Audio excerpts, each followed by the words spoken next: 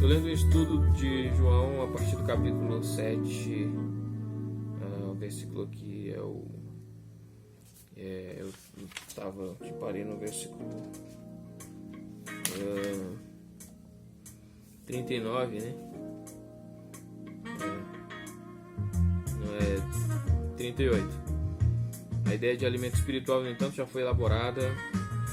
Aqui ouvimos explicitamente que de seu interior fluirão rios de água viva, versículo 38, significando que outros poderão saciar sua sede com a fartura transbordante de vida no crente. Uma disposição geral de referências está na mente do autor, Isaías 44:3, Zacarias 13:1. A referência é ao Espírito que viria com toda a sua purificação e poder renovador depois que Jesus fosse glorificado pela morte e exaltação. 1 Coríntios 12:13. Versículo 40, certamente esse homem é o profeta. Assim como Moisés tinha extraído a água da rocha, Jesus agora promete ao seu povo água para beber.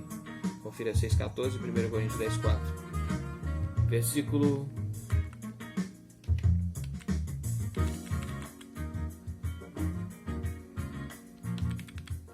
6,14, 1 Coríntios 10,4. Versículo 43, o povo ficou dividido. As pessoas parecem ter adotado um ponto de vista tríplice. Alguns continuaram convencidos de que Jesus era um impostor, provavelmente associando a sua origem na Galileia às dúvidas deles.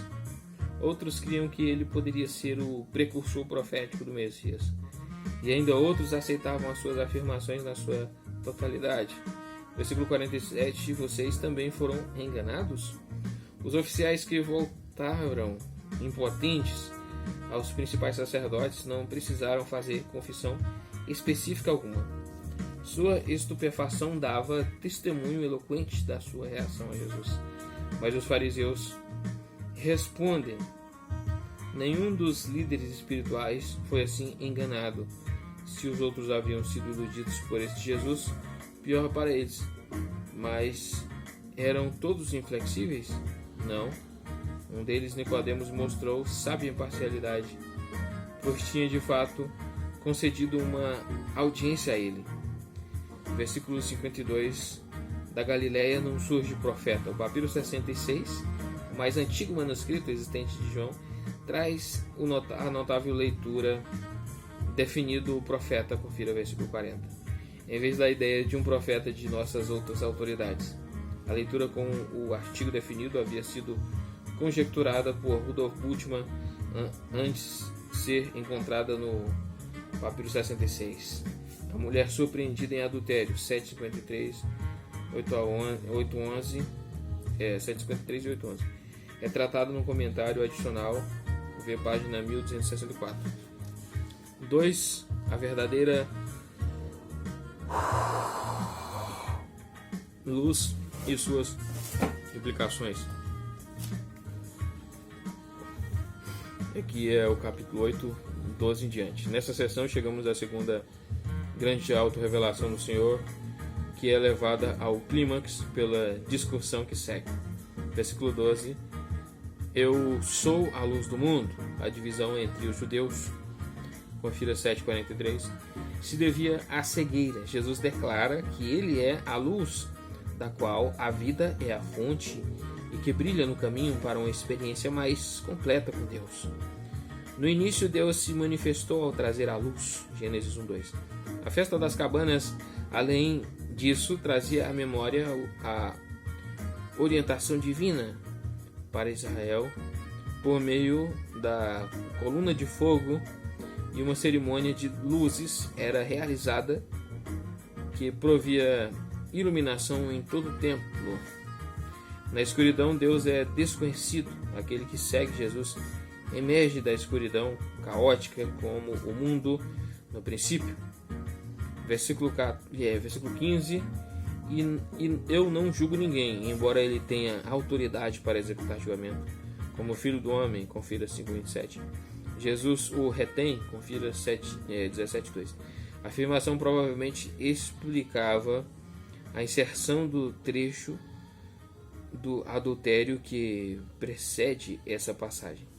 É significativo também que o incidente tratava de uma transgressão capital que só era imputável com base no testemunho de diversas testemunhas. Deuteronômio 17:6, versículo 16. Mesmo que eu julgue, porque não estou sozinho, a lei judaica exigia evidências de ao menos 2 testemunhas. Deuteronômio 19:15.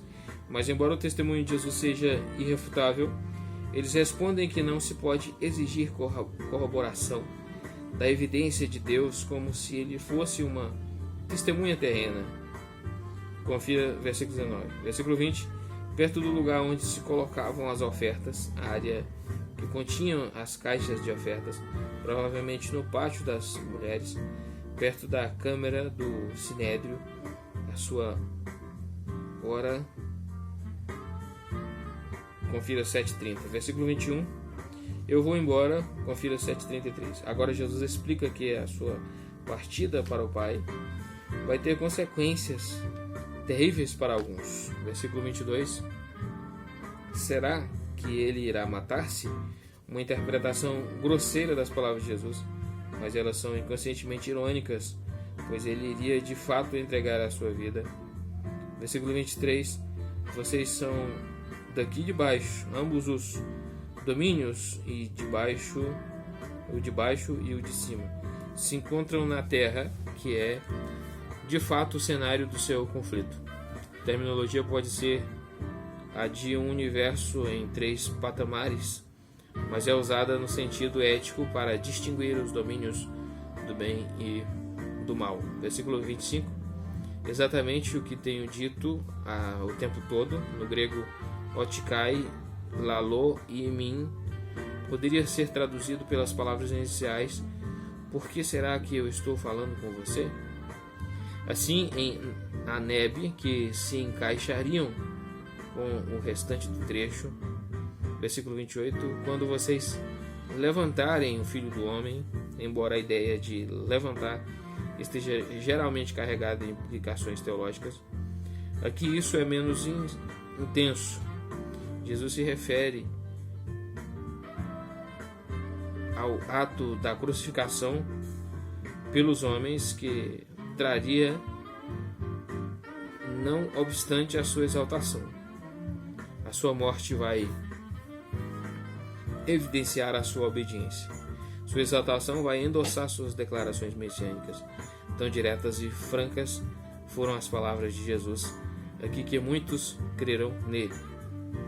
Versículo 31.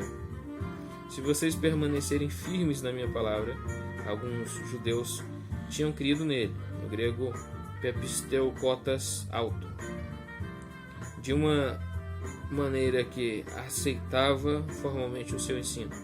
Outros, confira versículo 30, no grego episteusan eis auto, tinham exercido a fé dinâmica e verdadeira nele. Versículo 32.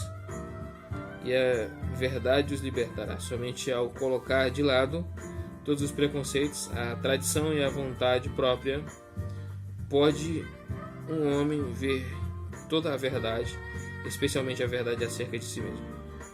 Versículo 33. Versículo 33. Nunca fomos escravos de ninguém. Esses judeus não estavam negando os fatos evidentes de sua história, antes estavam afirmando que a liberdade religiosa sempre lhes tinha sido garantida de alguma forma. Versículo 35. O escravo não tem lugar permanente na família. Jesus fala, no entanto, de servidão sob o pecado. Um filho sempre é livre. Um escravo não pode se libertar a si mesmo. Isaac permaneceu, em Gênesis 21, 9, 14, Isaac permaneceu na casa de seu pai, ao passo que Ismael, filho de Agar, foi posto para fora. Versículo 36. Portanto, se o filho os libertar, João reserva o substantivo ius em relação a Deus somente para Cristo. Versículo 39. Se vocês fossem filhos de Abraão, há diversas leituras variantes sugeridas para essa frase. A alternativa principal diz: se vocês são filhos de Abraão, então façam as obras de Abraão. Mas confira 42, que se encaixa melhor com a formulação anterior. Filhos implica relacionamento de sangue, confira 1:12. Embora João use o plural tekna e não ioi, independentemente de implicações mais sutis. Versículo 40. 40 Abraão não agiu assim. Talvez Jesus esteja pensando na recepção que Abraão deu aos mensageiros de Deus. Gênesis 18. Versículo 42. Se Deus fosse o pai de vocês. Versículo 39. Confira o versículo 39. Jesus nega aos judeus o direito definitivo de reivindicarem descendência espiritual de Abraão. E tem mais. Se alguma nação poderia reivindicar o direito de chamar Deus de pai, essa nação seria Israel. Oséias 11:1, Malaquias 2:10. Mas Jesus se nega a reconhecer até mesmo esse direito, visto que os judeus rejeitaram o único Filho de Deus. Agora seguem duas perguntas severas e irrespondíveis. Versículo 43. Porque a minha linguagem não é clara para vocês? É porque eles não conseguem ouvir a mensagem dele. A dificuldade deles é moral e não intelectual. Assim, o silêncio dos judeus evoca uma das mais severas de todas as censuras de Jesus. Versículo 46. Qual de vocês pode me acusar? No grego, elenkei, de algum pecado? Ninguém. Então ele, de fato, fala a verdade e o peso da culpa está de forma clara e severa do lado deles pelo que ele disse. Aliás, o Espírito vai convencê-los de pecado mais tarde. Confira 16:8. Mas os ouvidos deles estão loucos, porque não pertence a Deus. Versículo 48. Você é samaritano. O forte repúdio às palavras de Jesus os conduziu a sugerir que o fato de ele negar o parentesco dos judeus com Abraão estava fundamentado no preconceito samaritano, e pode bem ser que as palavras de Jesus os lembraram da terminologia de teólogos samaritanos. O termo samaritano, no entanto, é mais provavelmente um simples termo de insulto. Versículo 51. Jamais verá a morte. Isso já é loucura, pois Abraão morreu. Versículo 52. Jesus, no entanto, fala da morte como separação final e irrevogável de Deus. Versículo 56. Abraão regozijou-se porque veria, no grego, egaliazato ina, o meu dia. Abraão esperou o cumprimento da promessa inicial de Deus, Gênesis 22:18. Ele o viu e alegrou-se. Alguns comentaristas antigos criam que essa era a visão de Abraão.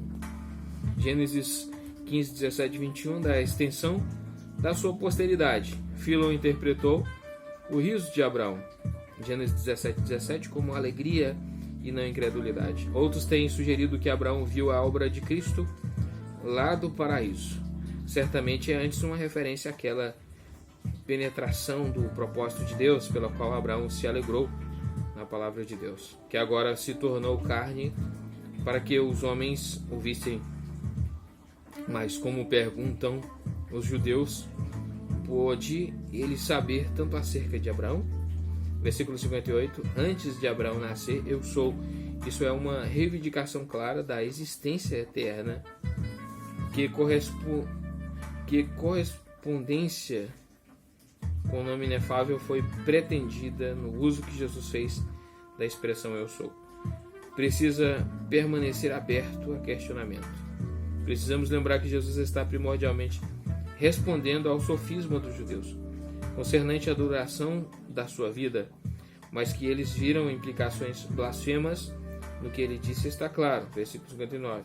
Talvez eles discerniram um eco do eu, o que sou, em Isaías 41:4, etc. Assim, a conclusão a que o argumento conduziu foi que o tempo de privilégios especiais para os descendentes físicos de Abraão já passara. Mateus 3:9. A palavra eterna veio em carne para fundar uma nova comunidade. O povo escolhido é agora constituído de seguidores de Jesus e as prerrogativas da semente de Abraão passaram para esse novo povo. 3. Um homem cego de nascença, 9:41. Nessa seção há uma ilustração perfeita do fato de que o que Jesus faz é inseparável do que ele diz. A nota cronológica seguinte ocorre em 10:22.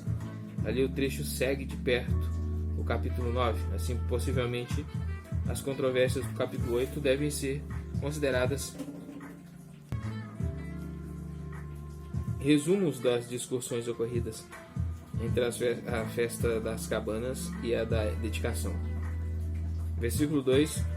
Quem pecou, este homem ou seus pais? Eles pressupõem a antiga explicação do sofrimento tão severamente questionada por João. Além disso, a sugestão de que o homem pode ter sido culpado, ele mesmo parece se fundamentar na especulação judaica com respeito à transmissão de culpa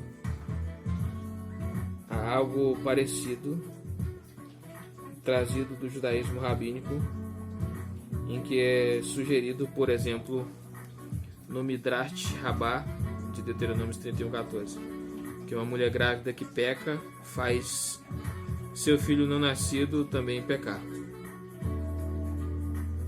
Confira N.P. Williams, Ideas of the Fall in Original. Sim, 1900 falando do pecado original, né? 1927, página 98. Jesus rejeita qualquer noção de que haja uma conexão causal direta entre a cegueira do homem e algum pecado. Mas isto aconteceu para que a obra de Deus se manifestasse na vida dele. A atitude não é ver no sofrimento uma razão para imputar culpa, mas uma ocasião para a revelação da glória de Deus e da forma em que é tratada. Ainda outra formulação possível por meio da alteração da pontuação. Não foi que esse homem pecou, nem os seus pais, mas para que a obra de Deus pudesse ser vista nele, eu preciso fazer a obra daquele que me enviou enquanto é dia. Versículo 5. Enquanto estou no mundo, sou a luz do mundo. Enquanto Jesus permanecer fazendo a obra para a qual foi enviado, continua havendo a revelação inequívoca do caráter de Deus. Versículo 7. Vai lavar-se no tanque de Siloé, atual Silvan. Confira Isaías 8:6. Esse tanque fica na extremidade sul do túnel de Ezequias, na fonte da Virgem, no extremo sul do vale do Tiropião. João explica o seu sentido, sem dúvida, reconhecendo o significado à luz de Jesus como enviado de Deus. Versículo 14. Era sábado, o dia em que Jesus havia misturado terra com saliva. Aqui está a razão principal porque os fariseus rejeitaram o sinal. As regras da Mishnah para a cura e o uso da saliva no sábado eram complicadas, mas Jesus tinha feito barro e assim havia trabalhado. Por isso eles afirmam triunfantemente que ele não é de Deus. Versículo 16. Ao violar abertamente o sábado, versículo 17, ele é um profeta. Não há significado teológico nessa declaração. O homem simplesmente percebeu que Jesus possuía poderes extraordinários. Versículo 18. Os judeus não acreditaram, ou toda a história é invenção, dizem eles, ou então o homem confundiu o dia em que recebeu sua vista. Seus pais estão confusos também e ainda tinham medo dos judeus. Versículo 22. Tinham medo de ser excomungados. Isso poderia ocorrer em dois sentidos. O menos severo, que está em mente aqui, inclui a separação dos privilégios da sinagoga por um período de até 30 dias. Embora a frequência nas atividades da sinagoga fosse exigida como medida disciplinar, isso poderia ser executado na prática por qualquer pessoa, até por uma mulher. A forma mais severa incluía açoites e exclusão de todo contato social, exceto na família, embora raramente fosse posta em prática. Nos dias de Jesus, o banimento severo só podia ser executado pelo Sinédrio, mas na época em que João escreveu, sinagogas locais estavam autorizadas a executar ambas as formas e o fizeram contra os cristãos. Versículo 24, para a glória de Deus, uma expressão coloquial que significa fale a verdade. Josué 7,19. Sabemos que esse homem é pecador. E é aqui que eles pronunciam a sua própria sentença. Versículo 25, uma coisa sei, obstinadamente o homem se recusa a ser coagido a abrir mão dos fatos em si. Eles podem saber a teologia deles, mas ele conhece sua cura. No final das contas, qual é o mais aceitável? A restauração da vista não resolveu todos os seus problemas, mas sua nova vida é inquestionável. Assim, o exame cruzado a que o submetem não o abala. Versículo 27. Acaso vocês, entre todo o povo, também querem ser discípulos dele? Não, realmente eles não querem. Versículo 28. Nós somos discípulos de Moisés. O insulto contra o homem, como discípulo de Jesus, e eles mesmos como os que eram adeptos da lei, prefigura a divisão inevitável que ocorreria entre cristãos e judeus na época inicial do Novo Testamento. Versículo 33. Se esse homem não fosse de Deus, não poderia fazer coisa alguma. Agora o homem chega ao clímax da sua fé. Jesus, ele crê, deve ser o enviado de Deus. E a rejeição por parte dos fariseus de um sinal tão declarado o surpreendente grandemente. Versículo 34. Você nasceu cheio de pecado. A insinuação deles quanto ao legado moral do homem e sua ira diante da resistência dele levaram-nos a expulsá-lo e, em princípio, a expulsar o Salvador com ele. Versículo 35. Você crê no Filho do Homem? Alguns manuscritos, seguidos por algumas versões, trazem Filho de Deus. Aqui Barrett provavelmente está certo ao dizer que até então a fé que o homem tinha era imperfeita. Talvez a pergunta devesse ser formulada assim: você crê no Filho do Homem, não crê? À luz do capítulo 10, podemos ver Jesus, o pastor, tomando conta, versículo 35, de uma ovelha expulsa recentemente do aprisco do legalismo judaico. Versículo 37, você já o tem visto. O significado fundamental é que o homem, com a vista restaurada, tinha visto o Filho do Homem sem perceber quem ele era. Em outros trechos desse evangelho, ver o Filho do Homem está reservado para o futuro. Confira Marcos 14:62. Mas pelos olhos da fé, a visão futura que o homem tem do Senhor pode ser desfrutada aqui e agora. Versículo 39. Eu vim para julgamento a fim de que os que veem se tornem cegos. Confira Isaías 29:18. Aqui há uma alternância entre a visão física e a espiritual. Jesus está mais interessado na segunda, embora o homem recém-curado tenha recebido ambas. Aqueles judeus que haviam rejeitado Jesus tinham se tornado obstinadamente cegos para a verdade. Confira Isaías 6:9 e 10. Jesus tinha vindo para dar a vista espiritual àqueles que sabiam que estavam cegos, mas também para corrigir o defeito daqueles que estavam satisfeitos com a visão que já possuíam, para que agora pudessem avançar sobre uma nova base de fé. Versículo 41, os fariseus entendem que Jesus está falando da visão espiritual e tomam a sua posição com base no seu conhecimento das Escrituras. Jesus lhes mostra que o pecado deles está, não obstante, no fato de possuírem a verdade sem a compreenderem, enquanto a ignorância que vem da cegueira é ensinável, e o fato de insistirem em que conseguem enxergar torna o pecado deles proposital. 4. O Bom Pastor, 10:1-21. Essa seção é um desenvolvimento das questões suscitadas no capítulo 9. Os pastores de Israel tinham fracassado, agora o Bom Pastor assume.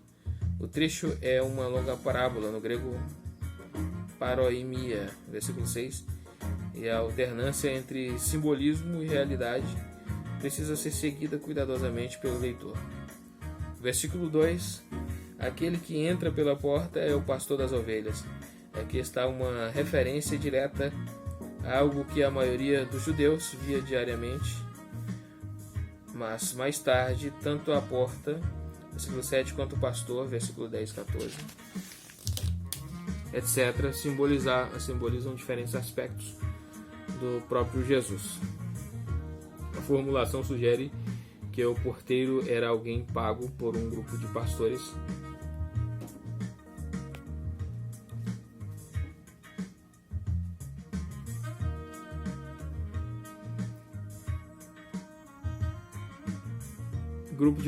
coletivamente para cuidar de suas ovelhas, em um aprisco, visto que Jesus se refere por inferência a diversos pastores, versículo 16, e repete a expressão suas ovelhas em diversas ocasiões. Versículo 6, comparação, no grego paroimia, é usado somente por João entre os autores dos evangelhos, 2 Pedro 2,22 e Provérbios 1,1, Septuaginta, e parece significar uma expressão velada em contraste com a fala direta, confira 16,25. Versículo 7, eu sou a porta das ovelhas.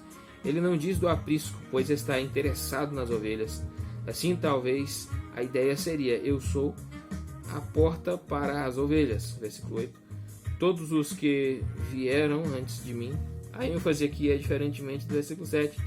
Cristo é o único caminho para a segurança do aprisco de Deus. Mas uma vez que entram as ovelhas, desfrutam da liberdade completa. Versículo 11, eu sou o bom pastor. Deus é retratado como o pastor de Israel no Antigo Testamento. Confira Salmos 23:1, Isaías 40:11, Jeremias 31:9, Ezequiel 34, Etialia. O grego kalos aqui sugere a beleza da perfeita competência, como também de bondade moral. O verdadeiro cuidado das ovelhas é gerado pelo direito de propriedade. Os que não têm direito sobre as ovelhas fogem quando há perigo, mas Jesus, em virtude do relacionamento que tem com seu Pai, versículo 15, entrega sua vida pelas ovelhas. Versículo 16, outras ovelhas são gentios. Eles já são suas ovelhas, embora ainda precise trazê-los para se juntar às outras. Assim vão constituir um rebanho, não um aprisco, a Bíblia VA. Em virtude de sua... Aqui no caso é a versão atualizada, né? VA. Em virtude de sua ligação com aquele que é um só pastor, esses versículos têm influência evidente sobre os métodos de se buscar a unidade cristã. Confira Efésios 2, do 11 ao 22, Ezequiel 34, 23. Como em 11:52 é o próprio Cristo que ajunta os filhos de Deus que estão espalhados para reuni-los no povo. Versículo 17, por isso, o que o meu Pai me ama, a perfeita conformidade da vontade entre filho e pai é mostrada de Jesus no fato de ele dar a sua vida. Para retomá-la, a